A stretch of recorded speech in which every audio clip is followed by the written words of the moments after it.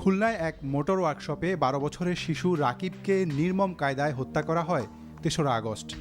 মাত্র ২২ দিনে তদন্ত শেষ করে অভিযোগপত্র দেয় পুলিশ।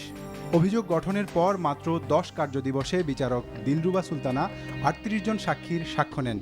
বিচার প্রক্রিয়া শেষ করতে সব মিলিয়ে সময় লেগেছে সোয়া ৩ মাস। সিলেটের শিশু রাজনকে পিটিয়ে হত্যা করা হয় ৮ই জুলাই। মাত্র ১.৫ মাসের মধ্যে তদন্ত শেষ করে অভিযোগপত্র দাখিল করেন মামলার তদন্ত কর্মকর্তা। সাক্ষ্য গ্রহণ শুরু হয় ১ অক্টোবর। ১৭ কার্যদিবসে ৩৬ জন সাক্ষী ও উভয় পক্ষের আইনজীবীদের যুক্তিতর্ক শেষে ৮ই নভেম্বর রায় দেন বিচারক।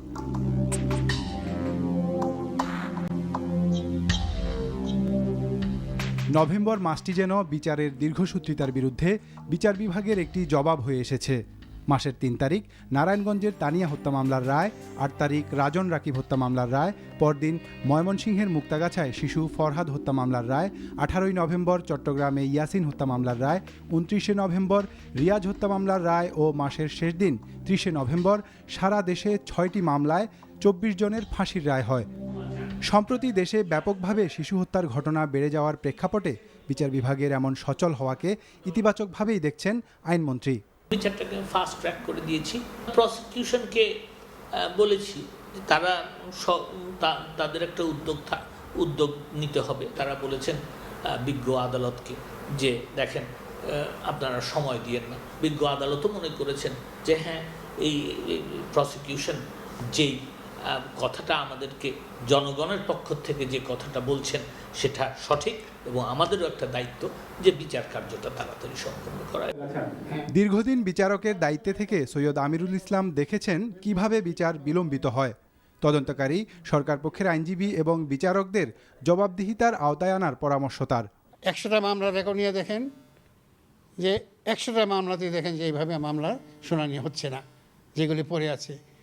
এই জন্য কি হাকিমের বিরুদ্ধে তার যে নিয়ন্ত্রণ কর্তৃপক্ষ আইন মন্ত্রণালয় বা সুপ্রিম কোর্ট থেকে তাদের বিরুদ্ধে কোনো বিভাগীয় ব্যবস্থা নেওয়া হয়েছে? আপনি বহু দায়রা মামলায় দেখবেন তদন্তকারী কর্মকর্তা আজকে ব্যস্ত, আজকে ওই কাজে ব্যস্ত, কালকে এই ব্যস্ত, আদালতে আসতে পারে নাই, সময় চাই। তদন্তকারী কর্মকর্তা যেদিন সাক্ষী সেদিন আসতে হবে, না হলে তাকে কৈফিয়ত দিতে হবে। এই মামলার যে তদন্ত এই কার্যক্রমগুলি করতে সহায়তা করে আর তদন্তটা তাড়াতাড়ি করে মামলা আদালতে আনার জন্য যেই প্রচেষ্টা লাগে সেই প্রচেষ্টা করলে পরে মামলাগুলি তাড়াতাড়ি আদালতে আসে। এই সব যে শিক্ষা হয়েছে সেগুলিকে আমরা আরও করব, আরও প্র্যাকটিস করব। তদন্তে গাফিলতি, সাক্ষী হাজির না করা, বারবার আদালতে সময় নেওয়ার কারণে যে মামলা বছরের পর বছর ঝুলে থাকে তা যে সরকারের সদিচ্ছা থাকলে ৩ বা ৪ মাসেও নিষ্পন্ন করা সম্ভব তা দেখা গেল রাজন, রাকিব সহ বেশ কিছু হত্যা মামলার রায়ে। বিচারের অপেক্ষায় থাকা ৩০ লাখ মামলার বোঝা কমাতে বিচারের এই গতি ধরে রাখার বিষয়ে একমত আইনজ্ঞরা। Abu Saleh Zahir, NTV news, Dhaka.